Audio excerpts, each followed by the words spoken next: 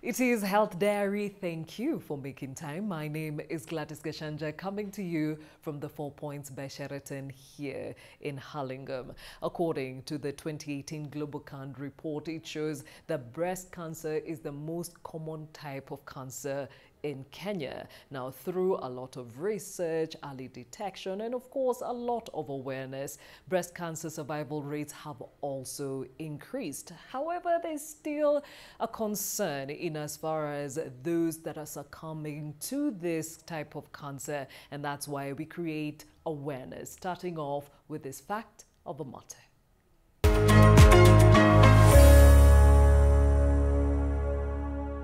Breast cancer occurs when some breast cells begin to grow abnormally. Breast cancer can occur in both men and women, but it's more common in women. According to the World Health Organization, breast cancer is the world's most prevalent cancer. Despite major strides made across the globe to increase survival rate, in Kenya, breast cancer is the third cause of cancer deaths. Breast cancer treatment can be highly effective, especially when the disease is diagnosed early. One day I woke up and I had a lump just above my breast. And it was there and it was now visible. It was not painful, it was nothing. So I kept ignoring it. So one day it just looked like it was becoming bigger. So I thought, why not? Let me just go and check it. Then the results came and it was cancerous. It was already at stage 4 by the time diagnosis was happening. I did not feel a single thing for like 5 minutes. The only thing I asked the doctor was, when can I begin my treatment? And then I said a prayer to just ask God to just give me like 10 years so that my child can be like 18 and a bit of an adult should anything happen to me. And I think I cried after like 6 to 8 months. I didn't cry then. They gave me a treatment plan where they have something called a multidisciplinary approach to treatment where they combine all sorts of doctors. The primary place is my breast, but it has already spread to my lungs and my bones. The treatment was initially rough, extremely rough. Then with time, your body comes to adjust. And from when I started my treatment in September of 2020 to date, I can say I have been living my best months. It's very, very expensive. But for me, I thank my employer and my family, my friends, and NHIF. People should actually take advantage of NHIF. A lifestyle change, it's like completely 360. I do not do sugar anymore. Not a lot. I do sugar, but not too much. I take a lot of vegetables. My meals are more planned. It is not a death sentence. You can actually go forward with your life as long as you have that positive attitude, the right mindset. It is not a death sentence. All you need to do is just follow your doctor's instructions, get a good support system in terms of friends, family. If you can afford, seek therapy. And for those who don't do it, do your mammograms, do your detections. Early detection is everything.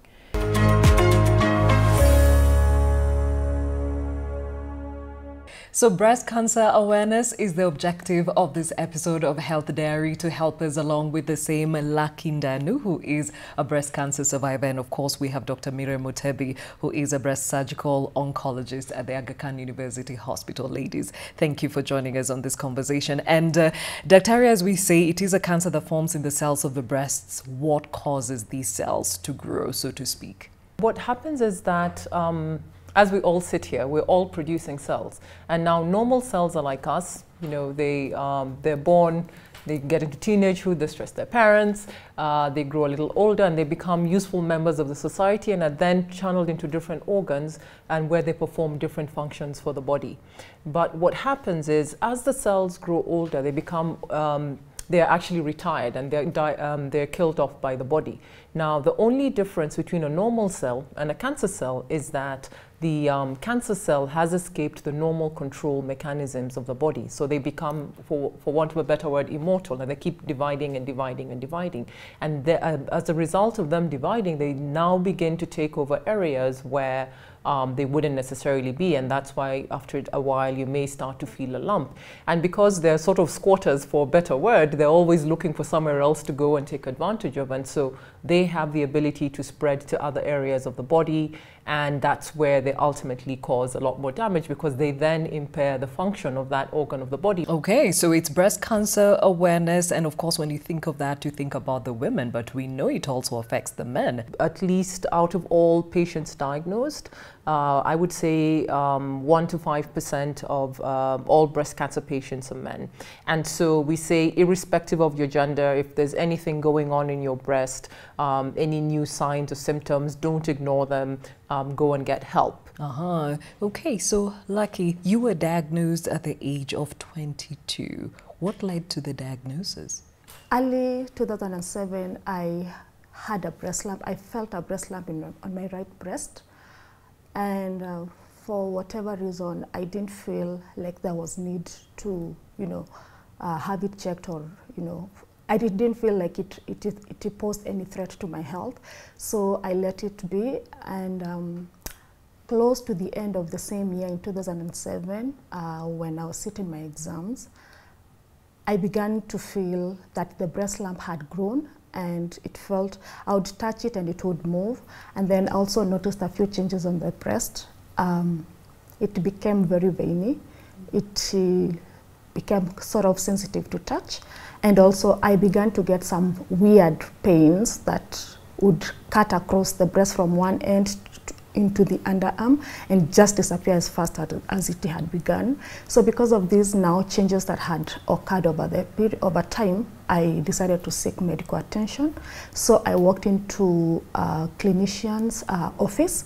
He advised that I do a mammogram just to check whether there was anything amiss.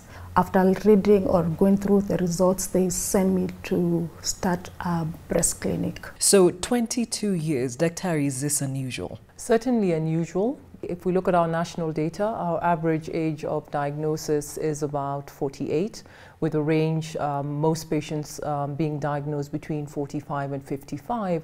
However, we do know that up to about 30% of our patients are diagnosed below the age of 40. So definitely a little unusual in your 20s, but especially when we see younger patients, we would sort of think about, are there any other factors that are perhaps contributing to this? Is there any family history? Is there any genetic reasons why this is occurring? Okay, speaking of which, do you have any other family members with breast cancer or any other form of cancer?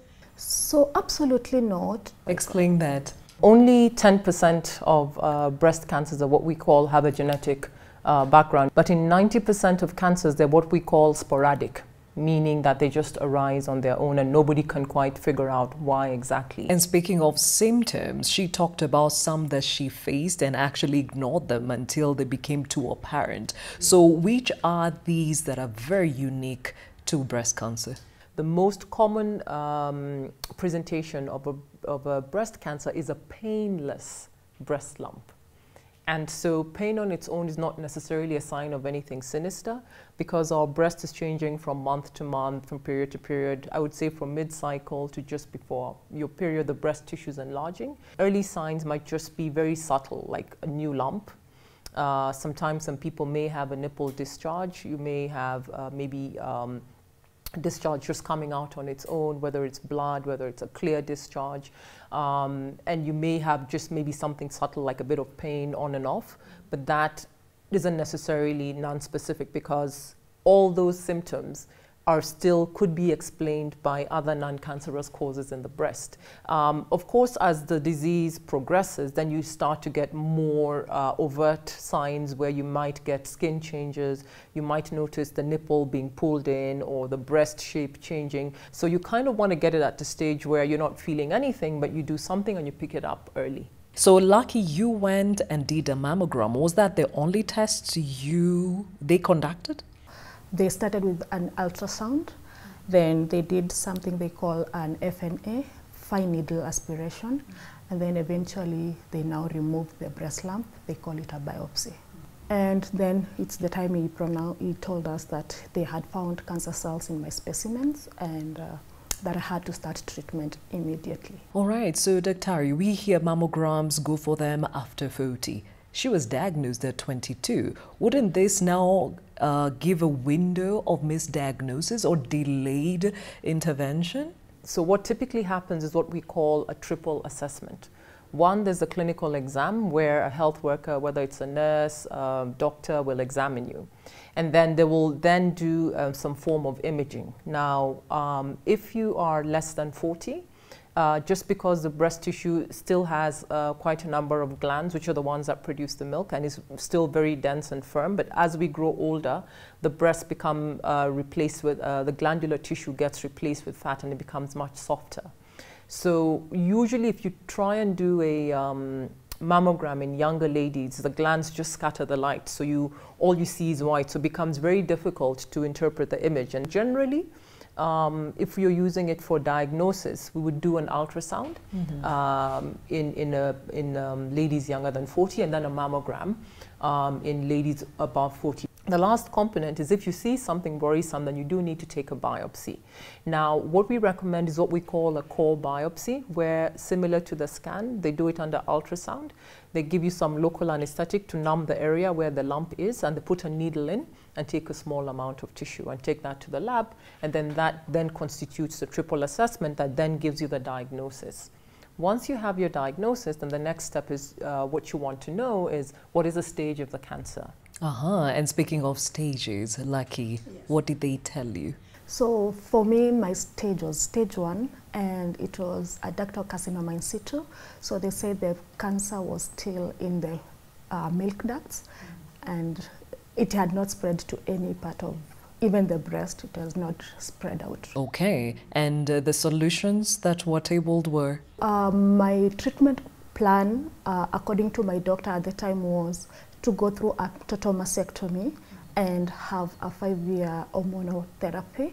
For him, he said that was a sure way to rid me from the cancer, from either recurring or either spreading to any other parts of the body. Very encouraging. Okay, now we take a quick break here on Health Diary. When we come back, you've had Ndanu did a mastectomy, but guess what?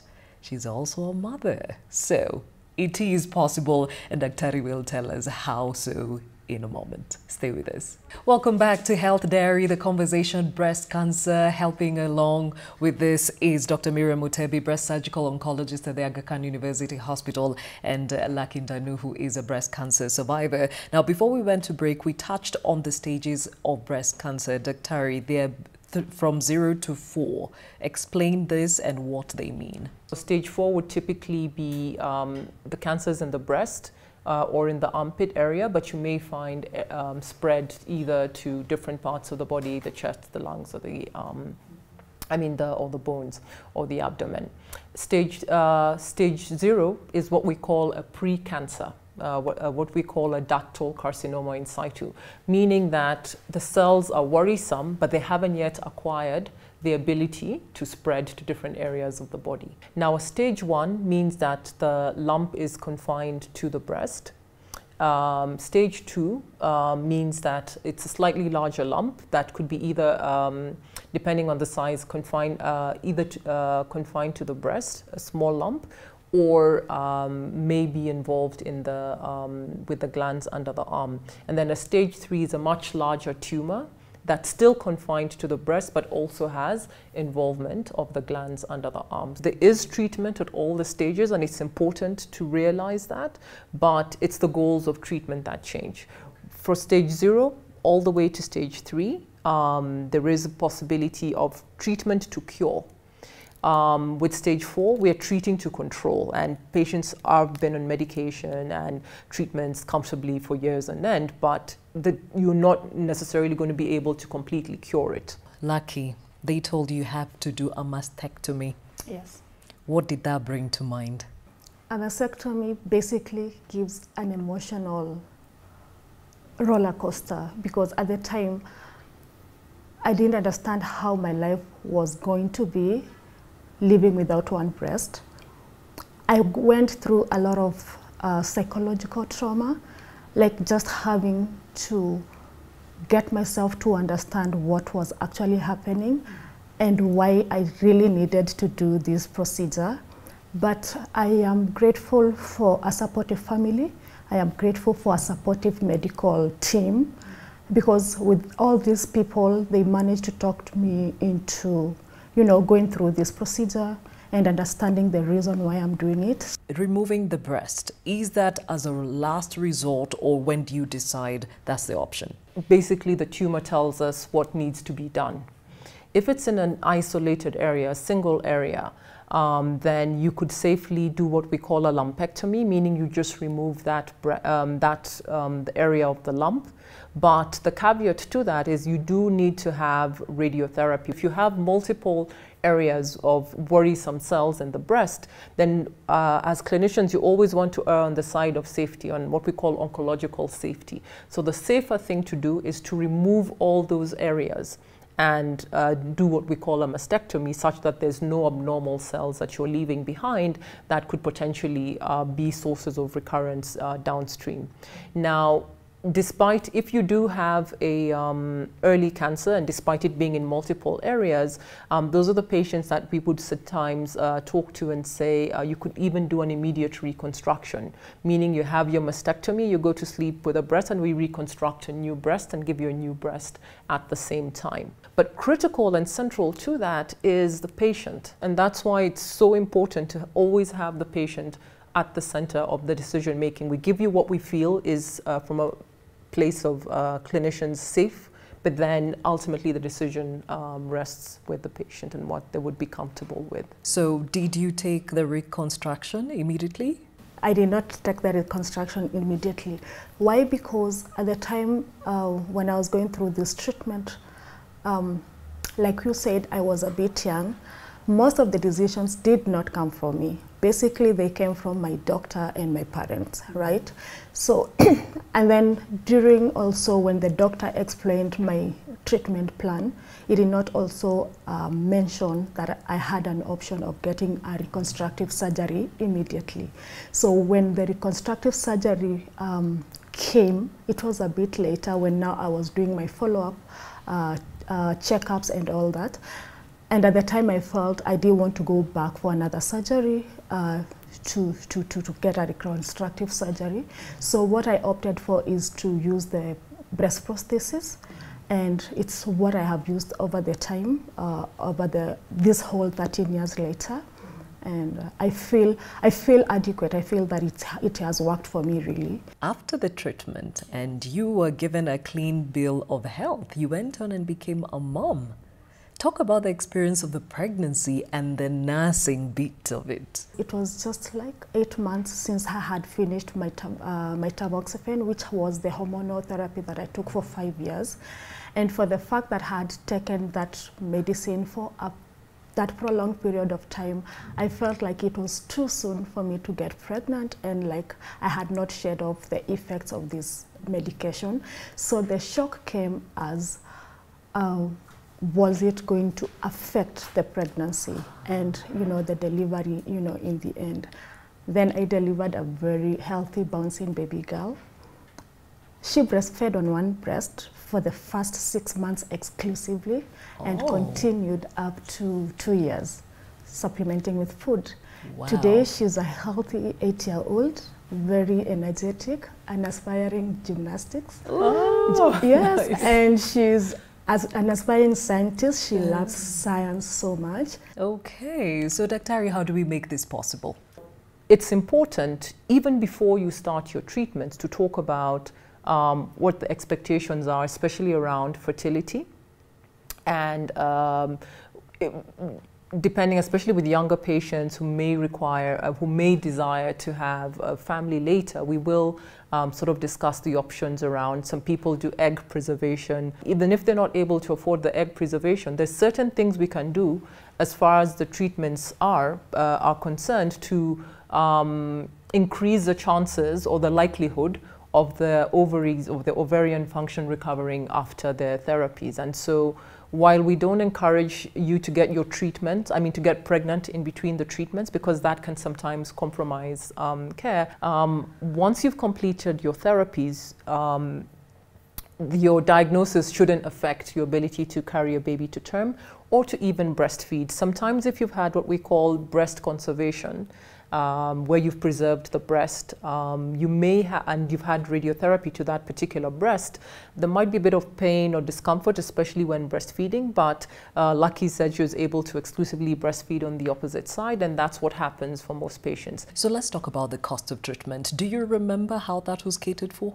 Yes, my cost of treatment actually came from out of pocket by my parents. They had, to do a family, like mchango funding, and then but it was expensive, as you can imagine.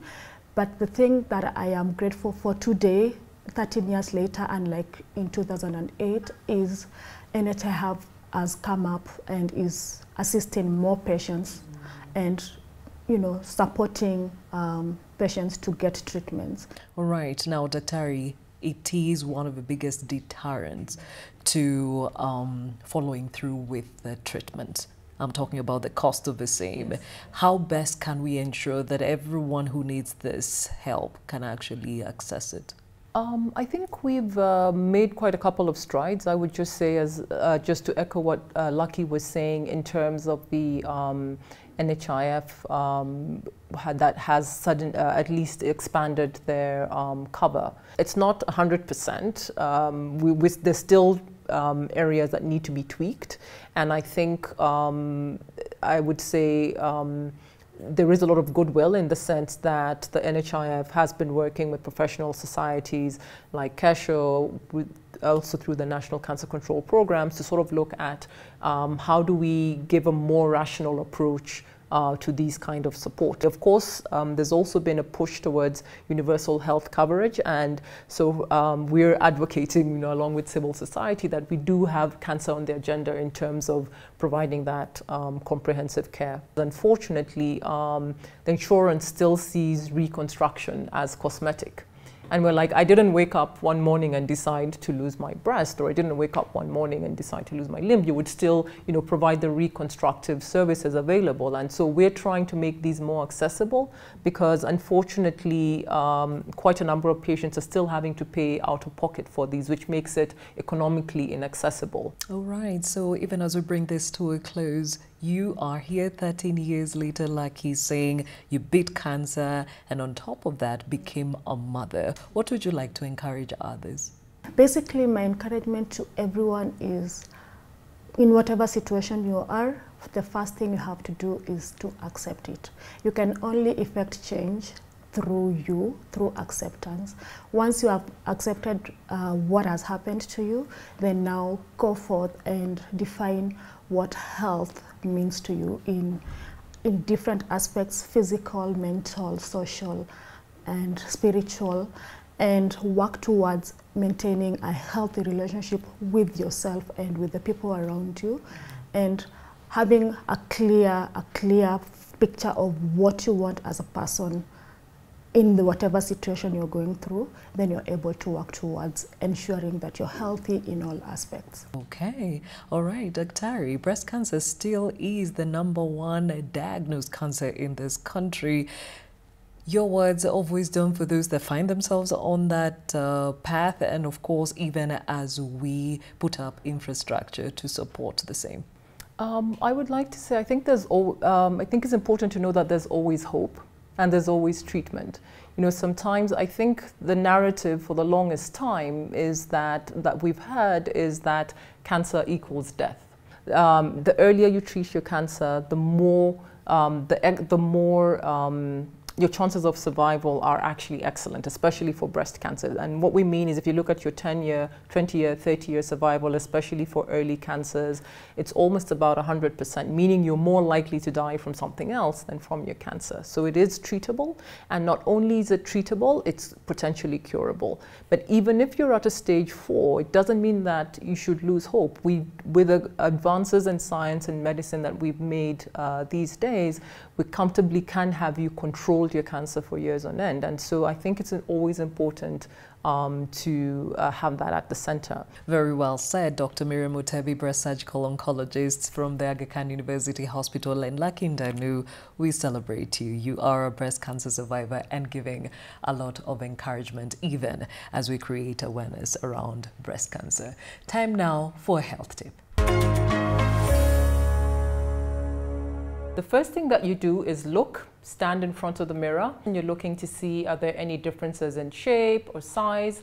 Are there any skin changes? Is there any discharge from the breast? Next step is move. You put both hands above your head. If there is a worrisome lump, you may notice that one side is moving up and the other side is staying down. The next thing you do is you put both hands on your hips and press forward. And what that does is you can feel these muscles over the breast tightening. So sometimes if you have a very small, very subtle lump, doing that can tend to make it a little more prominent. The last bit is the feel bit. And the trick is to use the 3 pads of your fingers and gently press down the breast tissue against the chest wall, going round in a circular manner and ending with the nipple areola area. Once you're done with the breast, it's important to examine the armpit area. So similarly, if there's a problem with the arm or with the breast, you may feel the glands under the arm swollen. Personal responsibility is so key when it comes to early detection in as far as breast cancer is concerned. So please take your time and go for screening. My name is Gladys Gashanja. We thank you for your engagement on our social media platforms. We are coming to you from the 4 Points by Sheraton. Until next time, see you.